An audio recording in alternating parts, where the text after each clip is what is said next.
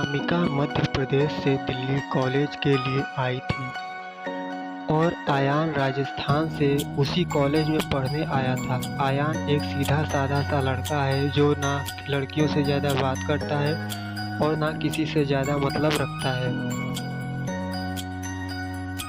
आयान की यह बात अनामिका को बहुत अच्छी लगती है और वह किसी न किसी बहाने से आयान से बात करने की कोशिश करती है। अनामिका दिखने में बहुत क्यूट लगती है। कुछ ही समय में आयान और अनामिका की दोस्ती हो जाती है। आयान धीरे धीरे अनामिका को पसंद करने लगता है। दोनों दिन भर कॉलेज में बातें करते, हर लाइक डिसलाइक को शेयर करते और कुछ समय में बहुत अच्छे दोस्त बन जाते।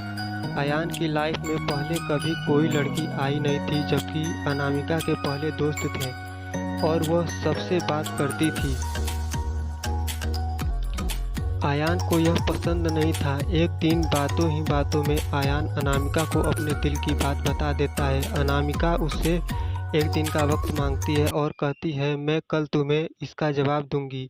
अनामिका सोचती, जब आयान कॉलेज पढ़ने आया था तब वह सिर्फ पढ़ाई पर ध्यान देता था, पर अब उसका पूरा ध्यान मुझ पर रहता है।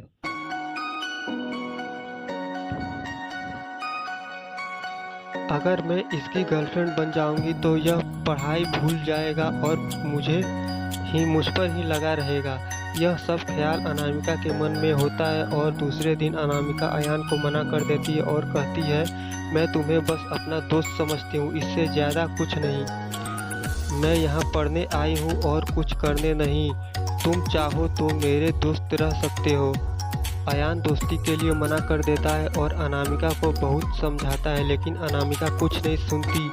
अचानक आयान को यह बात बहुत बुरी लगती है और वह अनामिका से बात करना बंद कर देता है। कुछ दिन कॉलेज भी नहीं आता है। वह बहुत दुखी हो जाता है। अब अनामिका को भूलकर पूरा ध्यान पढ़ाई में लगाता है और ना किसी से ज़्यादा बात करता है और ना मतलब रखता है।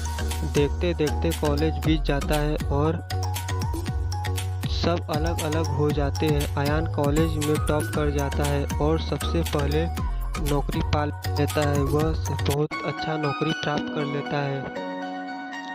2-3 साल बीत जाते हैं। ना आयान को अनामिका का पता रहता है और ना अनामिका को आयान का कुछ पता रहता है। आयान अपनी कंपनी छोड़कर एक नई कंपनी में ज्वाइन करता है, जिसमें उसकी पोस्ट पहले से बहुत अच्छी और पगार दोगुनी रहती है। जब आयान पहले दिन ऑफिस जाता है तो उसे पता चलता है अनामिका इस ऑफिस में उसकी जूनियर है। वह उस पर बिल्कुल भी ध्यान नहीं देता और काम में ही लगा रहता है।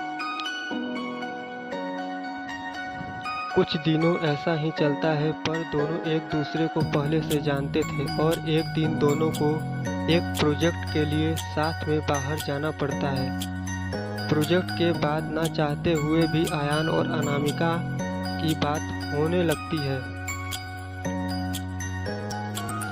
अनामिका आयान को समझाती है, आखिर उसने उसे मना क्यों किया था। आयान को अनामिका की बात समझ आ जाती है और दोनों में गहरी दोस्ती फिर से हो जाती है। पूरे ऑफिस में दोनों की दोस्ती के चर्चे होने लगते हैं। आयान सीधा साधा लड़का और बहुत सहनशील था।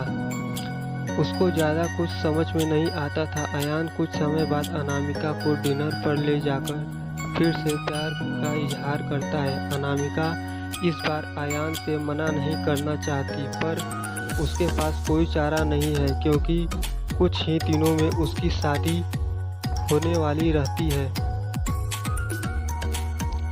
अनामिका आयान को अपनी शादी की बात बताती है। इस बार आयान का दिल पूरी तरह टूट जाता है। वह बिना कुछ कहे वहां से चला जाता है। अनामिका रात में सोचती है कि आयान से अच्छा लड़का मुझे कभी नहीं मिलेगा। वह फैसला करती है कि कल आयान को हाँ कर दूंगी और मम्मी पापा को आयान से शादी के लिए मना लूंगी।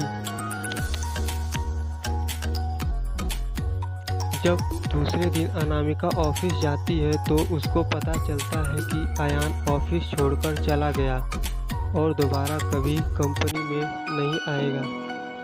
जाते जाते अयान अनामिका को एक खत लिख जाता है।